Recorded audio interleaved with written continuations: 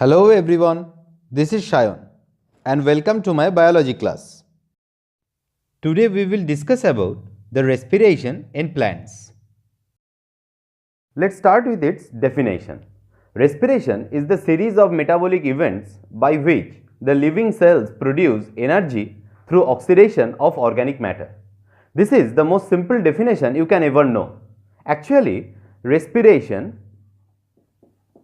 term respiration is commonly used for both external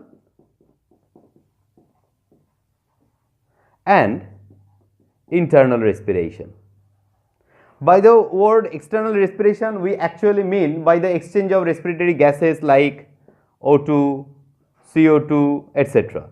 And by the word internal respiration, we actually mean the breakdown of stored food, especially glucose, to form the ATP as the form of energy. So, both this process, external as well as internal respiration, are quite interlinked with each other. But today, we will continue our discussion with internal respiration in details. Now, let's discuss about internal or cellular respiration in details. Cellular respiration are of two types. The first type is aerobic respiration. Aerobic respiration. This type of reaction takes place in the presence of oxygen, and organisms like higher plants, animals, including human, are all aerobically respiring organisms. The second type of chemical reaction is anaerobic respiration. This type of reaction takes place in the absence of oxygen, and organisms like bacteria, fungi, etc. are all anaerobically respiring organisms. Let us find what happened during anaerobic respiration. The entire chemical reaction of anaerobic respiration get completed within the cytoplasm of the living cell. And the reaction that only takes place in such kind of organisms is just the glycolysis. So, let us try to know what happens to their food substance and how they produce ATP. At first, the glucose molecule, one molecule of glucose, get break down to form two molecules of pyruvate. So, from one molecule of glucose, two molecules of pyruvates are produced. This is a multi-step process and several enzymes involved in this process of glycolysis. Although I am not discussing this entire process of glycolysis in this video. But by this process, the cell become able to produce two molecules of ATP being coupled with the steps of glycolysis. Now, this pyruvate has two different kind of fates in two different types of organisms. In organisms like yeast, pyruvate get converted into ethyl alcohol. So, from two molecules of pyruvate, two molecules of ethyl alcohol is produced. And in animal tissue, especially in the muscle tissue, this pyruvate get converted into lactic acid. So, from two molecules of pyruvate, two molecules of lactic acids are produced. And in each of these steps, one molecule of carbon dioxide is evolved. So, by this graphical representation, we can easily understand that pyruvate has two different kind of fate. In organisms like yeast, the pyruvate can convert it into ethyl alcohol. The process is known as fermentation. And the same substrate, pyruvate, get converted into lactic acid in the muscle tissue of any animal. But in this reaction steps, only two molecules of ATP can be produced in all type of anaerobically respiring organism. Now, let us discuss about the aerobic respiration in details.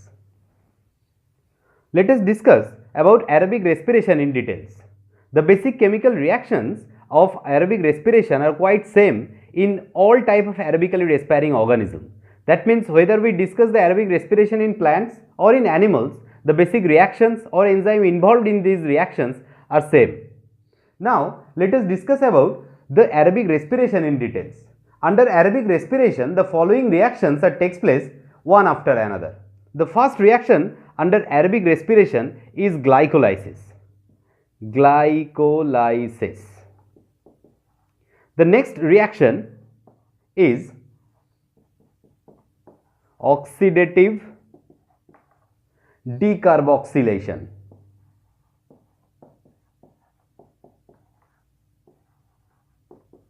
Decarboxylation. Third reaction under this aerobic respiration is Krebs cycle. Krebs cycle. The fourth reaction is electron transport chain. Electron transport chain. And the last reaction under aerobic respiration is oxidative phosphorylation.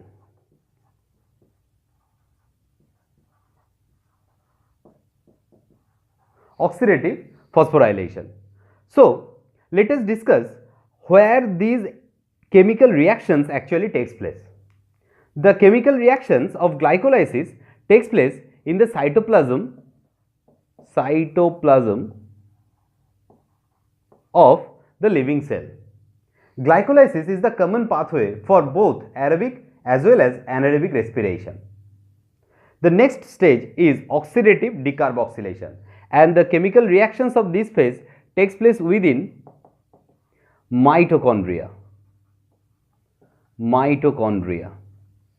This phase of reaction is actually act as linking reaction between glycolysis and Krebs cycle. So, reaction onward oxidative decarboxylation are all the unique reaction takes place only under aerobic respiration. Our next reaction is the Krebs cycle. The reaction of Krebs cycle also takes place within mitochondria. This reaction is very important, as Krebs cycle is actually responsible to generate huge amount of ATP under aerobic respiration. Our next stage is electron transport chain. This reaction takes place within the mitochondrial inner membrane. And our last phase of reaction under aerobic respiration, that is oxidative phosphorylation, also known as the generation phase of ATP, actually takes place also on the mitochondrial inner membrane. So, these are the different stage of aerobic respiration reactions that takes place one after another. Now, let us try to build a solid concept on these steps and also try to find how these different steps are interlinked with each other. Now, let us try to relate different chemical reaction steps of aerobic respiration with the help of this simple schematic representation. The chemical reaction of aerobic respiration starts with the breakdown of glucose by the glycolysis.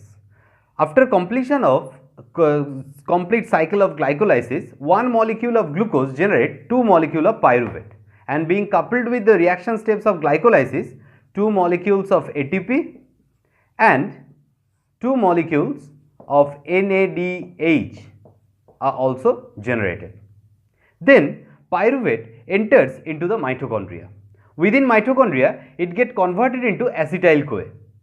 This conversion is actually known as oxidative decarboxylation, and this process involves carbon dioxide and generate two molecules of NADH. Thus, from two molecules of pyruvate, two molecules of acetyl-CoA develop within the mitochondria, and then this acetyl-CoA enters into the Krebs cycle. This Krebs cycle is also a multi-step process, and at the end of the process, carbon dioxide and water is produced. But being coupled with the different steps of Krebs cycle, two molecules of ATP,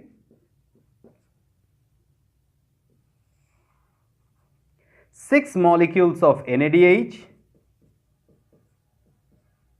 and 2 molecules of FADH2 are generated. So, the entire process up to this Krebs cycle actually generate 4 molecules of ATP, 2 plus 2 plus 6 molecules of NADH, total 10 molecule of NADH and 2 molecule of FADH2. Now we have to know what are the fates of this 10 molecule of NADH and 2 molecule of FADH2. Now, this 10 molecule of NADH and 2 molecules of FADH2 enters the electron transport chain. Electron transport chain, also known as respiratory chain. Entering the electron transport chain, they donate their electrons and transformed into the NADH get transformed into NAD plus and FADH2 transformed into FAD. Finally, these electrons will help in the production of ATP. Now, it has been estimated that NADH helps to generate approximately 3 ATP. One NADH helps to produce 3 ATP through the electron transport chain, and one molecule of FADH2 helps to produce 2 molecules of ATP through the electron transport chain. So, NADH helps to generate 3 ATP molecules and FADH2, a single molecule of FADH2 helps to generate 2 ATP molecules through the electron transport chain. Now, if we try to find the total number of ATP generated by the entire reaction of aerobic respiration, we will have the scenario like this. First, substrate level phosphorylation. Substrate level phosphorylation. Through substrate level phosphorylation, total 2 plus 2, 4 ATP are generated. 2 ATP will generated in the glycolysis and 2 molecules of ATP will generate in the Krebs cycle. Now, on the second stage, from NADH, total 30 ATP will produce, as the total number of NADH generated by the entire reaction of aerobic respiration are 10 in number and each of them generate 3 ATP. So, their total number will be 30 ATP overall. And from the third reaction, that means from the FADH2 molecule, we may get total 4 ATP. 2 FADH2 will generate 2 ATP indirectly from the electron transport chain. Now let us find the total number of ATP. If we sum these ATP, we will get total 38 molecules of ATP. So, these 38 molecules of ATP will generate from 1 molecule of glucose under aerobic respiration. So, from today's discussion, I hope you got clear idea about the different reaction phases of cellular respiration or internal respiration. Still, if you have any queries or questions, you can ask me in the comment box. That's all for today. Thanks for watching.